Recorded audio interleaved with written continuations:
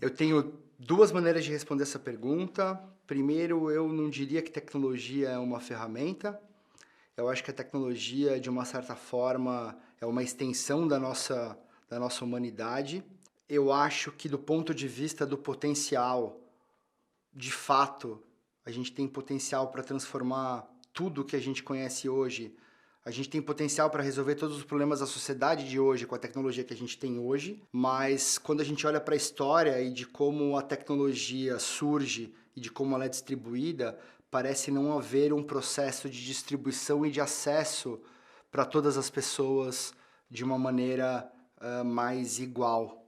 Então, eu acho temeroso, de certa forma, discutir a tecnologia apenas pela perspectiva do potencial que ela tem de transformação, que é um potencial gigantesco.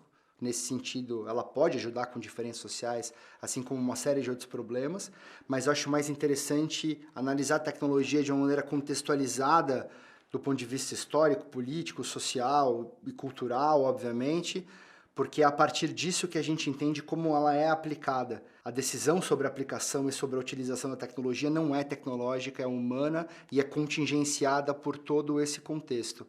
Então, o potencial existe, mas na realidade, pelo menos uma perspectiva histórica, ele não parece ser distribuído de forma igual para todo mundo. Então, contingências políticas, culturais, históricas, parecem ser muito mais definitivas para a utilização da tecnologia e para a realização ou não desse potencial imenso que ela parece ter a princípio. Você sabe, eu tenho uma certa dificuldade para lidar com esse tipo de pergunta se a tecnologia faz alguma coisa. Porque eu tenho sempre a tendência a pensar que atrás de qualquer elemento tecnológico existem seres humanos. A minha resposta inicial seria: seres humanos fazem coisas junto com a tecnologia, se aproveitando dela, sendo influenciados por ela. A tecnologia sozinha, ela não tem poder, mas as utilizações que nós fazemos podem transformar a tecnologia tanto em instrumentos de controle, como em instrumentos de transformação, de maneira que a gente possa, por exemplo, encontrar pessoas que também queiram melhorar algumas coisas na sociedade, também queiram transformar algumas coisas para melhor. Então, a tecnologia em si, ela não tem um potencial nem para melhorar, nem para piorar a sociedade, mas ela pode potencializar, ampliar e reverberar ideias.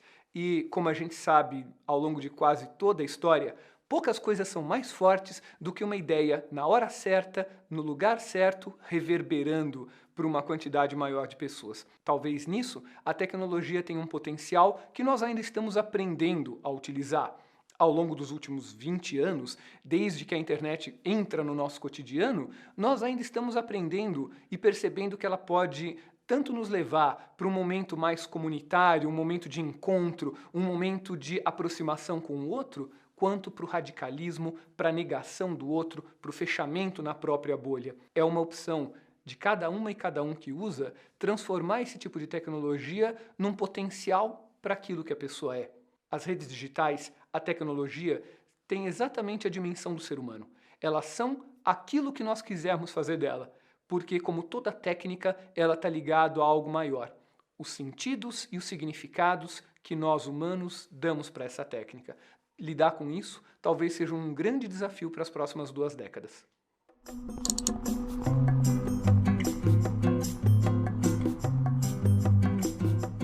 Ótima questão, difícil de responder. Pelo seguinte, a gente precisa tomar um certo cuidado para lembrar que a transparência total significa também a vigilância total.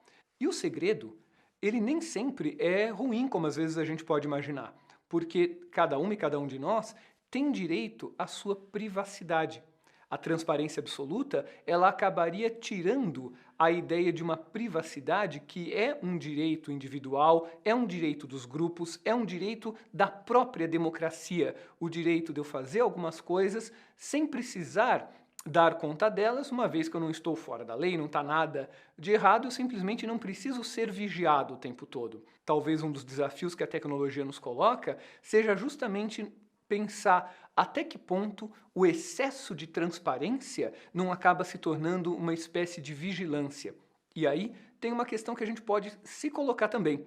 Essa transparência não é só nos dispositivos, nas câmeras, nos dispositivos de reconhecimento que estão fora de nós. De certa maneira, com as mídias digitais, nós também estamos fazendo parte dessa autoexposição. Será que quando eu coloco toda a minha vida nas redes digitais, e não estou falando de cátedra não, eu faço exatamente a mesma coisa, mas será que a gente também não está colocando uma transparência em excesso que acaba se tornando uma espécie de autovigilância? Eu tenho que mostrar isso, eu tenho que mostrar aquilo, eu tenho que criar, de certa maneira, uma persona que vai aparecer dentro dessa transparência. Então, eu acho que, nesse sentido, o controle da informação ele está ligado diretamente às questões de vigilância e transparência e ligados fundamentalmente à liberdade de você, dentro das normas e da lei e da ética do respeito ao outro, fazer aquilo que você quiser sem a necessidade de prestar contas absolutamente de cada minuto, porque isso tiraria o nosso direito à liberdade. Eu não gostaria, por exemplo, de ser filmado em casa de chinelo e pijama num domingo à tarde, porque é um espaço que é meu. Tem alguma coisa errada? Não, meu pijama é lindo, mas não é o espaço que eu quero ser visto. Então, me parece que a ideia de transparência ela precisa ser pensada porque o excesso de transparência talvez possa criar problemas para uma das divisões mais importantes, uma das grandes conquistas da modernidade, a divisão entre o público e o privado. Isso é, entre um espaço onde você está sendo visto e você vai para ser visto, e o espaço da tua intimidade, aonde você vai ter o cuidado de si. Não sei até que ponto todo mundo precisa ficar sabendo a cor da nossa escova de dente. Mas se alguém tiver dúvida, é azul.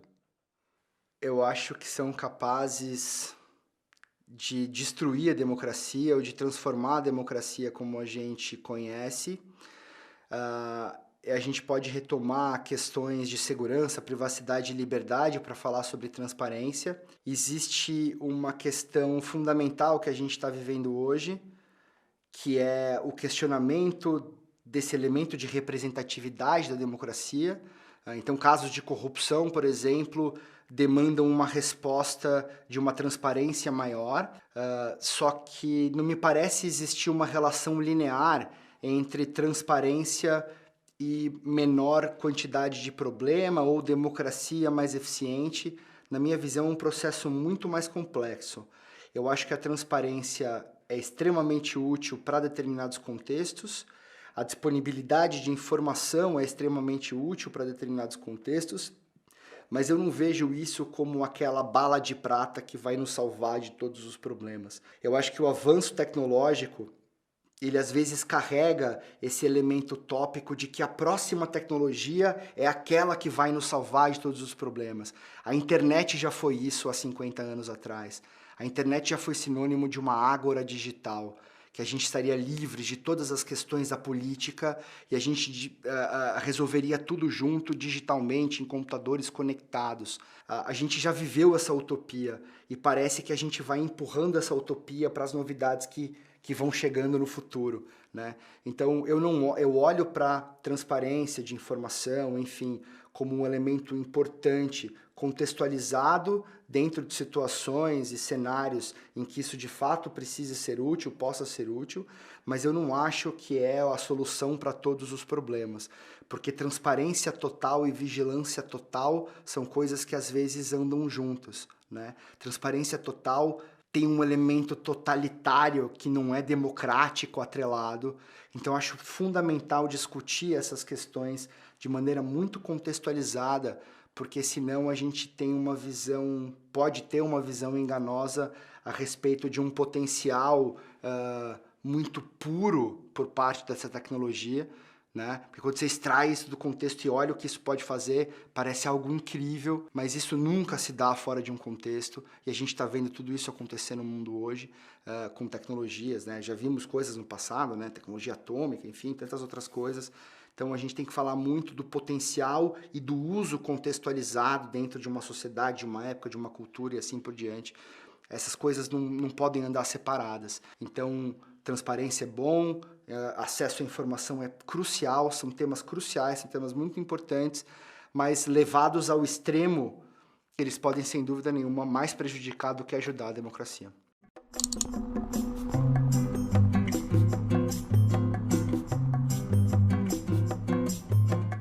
Essa é uma ótima pergunta. Eu acho que a questão de lei e transgressão tem um pouco a ver com controle e estabilidade institucional, né? Por um lado. E por outro lado, a transgressão, de uma certa forma, ela tem um elemento criativo atrelado, né? Então, tem vários movimentos históricos.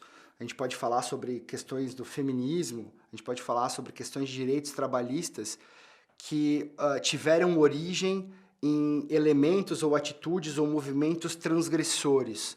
Então, eu vejo um aspecto criativo na transgressão. Ao mesmo tempo, eu entendo que existem uma série de elementos de controle que interessam para poderes instituídos, para quem o pouco acesso ou a pouca visibilidade ou a pouca mobilidade, a pouca chance de mudança ajuda a conservar o elemento institucional de poder que está na mão daquele grupo específico naquele momento, né? Tem uma série de governos totalitários ali no século XX que podem ilustrar muito bem o meu ponto.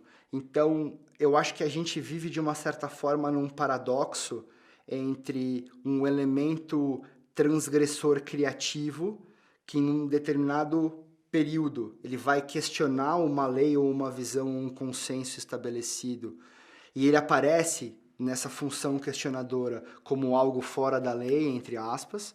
Só que existe um processo histórico mais amplo, né, muito mais amplo do sentido temporal, principalmente, que vai ajudar eventualmente a transformar isso que hoje a gente vê como uma transgressão, como algo visionário ou originador de novos direitos num futuro um pouco mais distante, né? E aí os dois exemplos que eu citei anteriormente, eles ajudam a ilustrar esse ponto.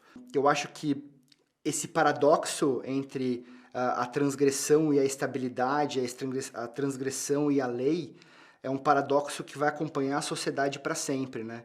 Nosso arcabouço jurídico legal, ele é sempre reativo e não proativo. Eu crio lei depois que eu tenho um problema novo. Foi assim com questões digitais, por exemplo, está sendo assim com a legislação da privacidade, né? As leis de privacidade na Europa, o que o Brasil está trazendo para cá também, que deve começar a valer provavelmente no meio do ano que vem, oficialmente, nada mais é do que surge algo completamente novo, que sem dúvida nenhuma começa a transgredir e a romper uma série de paradigmas tradicionais. Aí a gente constrói um novo entendimento sobre o que é a privacidade num mundo hiperdigitalizado, e aí a gente cria um arcabouço legal novo para cuidar desses problemas novos. Então eu vejo a transgressão até como um elemento de mutação da sociedade, que vai ajudando a transformá-la ao longo do tempo e ajudá-la a reagir, né? E a se adaptar a desafios novos ou a corrigir questões históricas, como grupos que por muito tempo foram marginalizados, mas começam a tentar transgredir as leis para conseguir ter espaço de fala, para conseguir ter respeito, para conseguir ter direito. Então eu acho que a transgressão estaria para a sociedade, assim como a mutação está para a sobrevivência de uma espécie. Tem um elemento criativo interessante e um papel crucial num processo histórico quando olhado num contexto mais amplo. Basicamente, eu acho que a gente tem algumas coisas embutidas nessa pergunta. Primeiro, o acesso a que informação? Eu já colocaria uma distinção importante. O acesso à informação de interesse público. Aquela informação que, mesmo que eu não queira, mexe com a minha vida. Essa informação, geralmente vinculada a espaços públicos, essa precisa estar acessível porque ela é parte da democracia, é parte do exercício da cidadania. Assim como é preciso preservar as informações que não são de interesse público. Por exemplo, a privacidade das pessoas. Coisa que às vezes a gente perde a noção, por exemplo, quando a gente devassa a vida de alguém só para saber com quem a pessoa está ficando, com quem ele está namorando. Infelizmente, nós já tivemos exemplos muito ruins, alguns até que terminaram em tragédias, por essa falta de respeito no limite do conhecimento. Então eu faria uma distinção bastante, até meio radical. Aquilo que é de interesse público precisa obrigatoriamente vir a público, estar disponível para que a gente possa discutir. E a discussão respeitosa e saudável é uma das bases da democracia. Ao mesmo tempo, é necessário preservar o sentido da intimidade, o sentido de uma vida privada que, como eu mencionei alguns segundos atrás no vídeo, é uma das grandes conquistas da modernidade que seria muito triste perder. E aí a gente pode se perguntar, mais uma vez, será que misturando essas fronteiras a gente não está dando um passo um pouco arriscado até para a concepção de ser humano que a gente conquistou com tanta dificuldade no exercício da democracia ao longo dos últimos 100, 200 anos? Essa é uma pergunta que fica. E, aliás, você podia responder aqui nos comentários e a gente volta a falar sobre isso. Gostou desse vídeo? Então aproveite, porque tem muita coisa boa te esperando aqui. Inscreva-se!